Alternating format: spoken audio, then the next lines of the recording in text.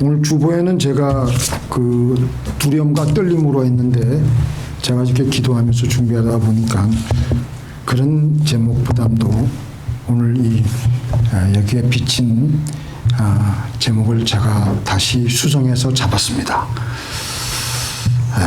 인생이라는 것은 그 인생은 그 생 한문에서 나온 말입니다. 생. 그래서 그 생은 원래 그 소우자 밑에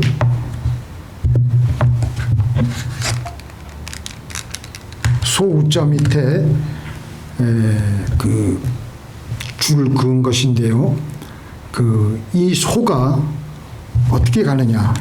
인생은 소가 외줄 타는 것처럼 나아가는 것이라고 한문은 그렇게 표현을 했습니다. 그래서 소우가 외줄을 타고 가는 거예요. 육중한 소가 외줄을 타고 위험천만하게 가는 것이 우리 인생이라는 것입니다. 우리 인생이 아슬아슬하게 외줄 타는 것처럼 나가는 것이 우리의 인생입니다.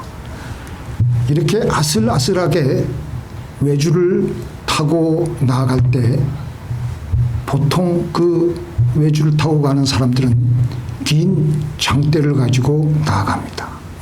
긴 장대를 가지고 나아가면은 중심을 잘 잡을 수가 있습니다. 우리 삶의 외줄을 타고 갈 때 우리 손에 쥐어진 긴 장대는 무엇이겠습니까? 기도와 말씀입니다. 기도와 말씀이라는 장대가 있어서 우리는 중심을 잡고 잘 나아갈 수가 있습니다. 그 긴 장대를 잡고 조심스럽게 아주 두려움과 떨림으로 앞으로 나아가는 것입니다. 그렇게 우리가 인생을 아슬아슬하게 살아갈 때 종종 낭떠러지로 떨어질 수밖에 없는 돌풍이 불 때가 있습니다. 앞이 아득하고 저 천길만길 낭떠러지로 떨어져야 하는 절망적인 한계 상황에 부딪히며 우리의 힘으로는 도저히 어떻게 수습이 안 됩니다.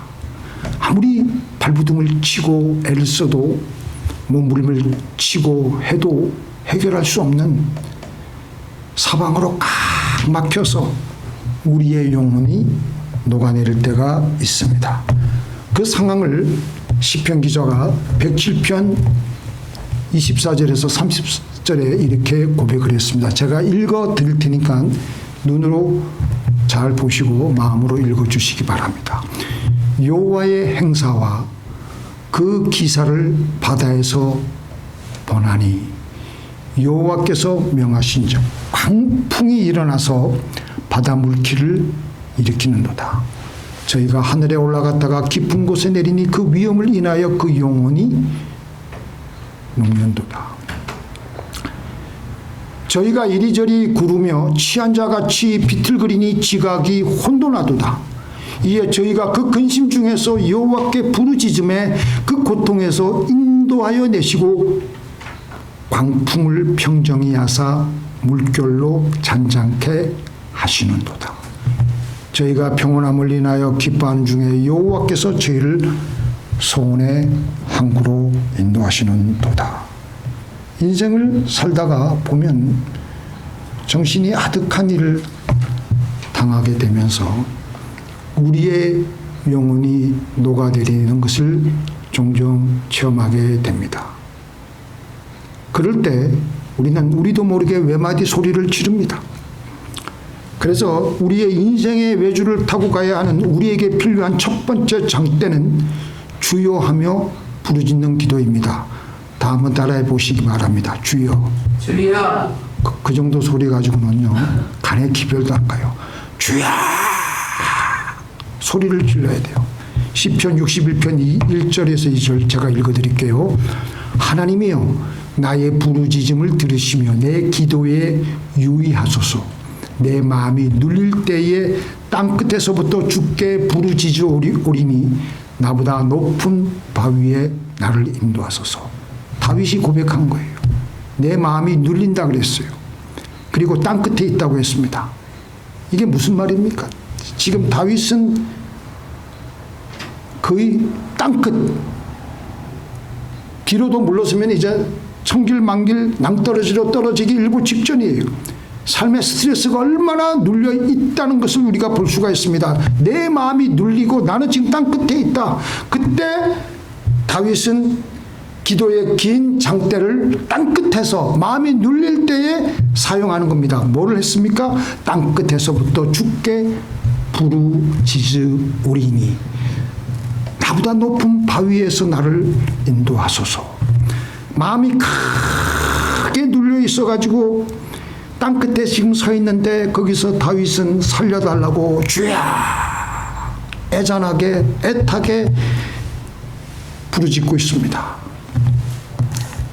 이렇게 부르짖는 것이 당연하게 보이지만 막상 그 땅끝에 서 있게 되면 그게 쉽지가 않습니다.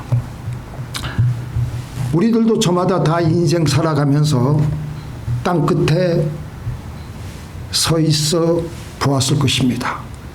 다 고난의 극단에 처해 본 적이 다 있었을 것입니다. 즐거우면 찬송하고 고난이 다가오면 기도하라 라는 말이 있듯이 괴로우면 기도가 절로 나가는 것 같습니다.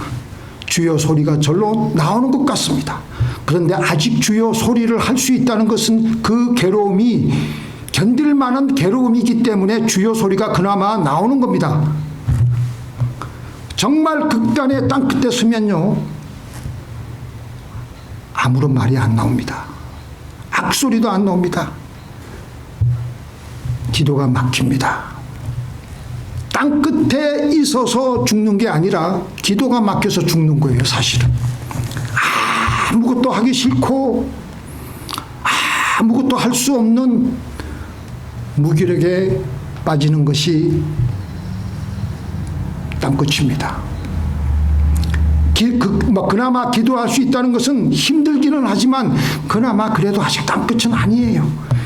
그런데 우리에게 반드시 기도가 막히는 땅끝이 있습니다. 그런데 기도가 막히면 죽습니다. 땅끝에 서 있어서 죽는 게 아니라 기도가 막혀서 죽는 것입니다. 그래서 로마서 10장 13절에 같이 읽겠습니다. 누구든지 시작. 누구든지 주의 이름을 부르는 자는 구원을 얻으리라. 부르라 그래도 안 불러요. 안 불러. 점잖게 기도하지 안 부릅니다. 운동을 하다가 한참 학생 때 뛰어가다가 축구하다가 갑자기 숨이 턱 막혀가지고 주저앉는 때가 있었습니다. 저는 또 그런 경험을 몇 번 했죠.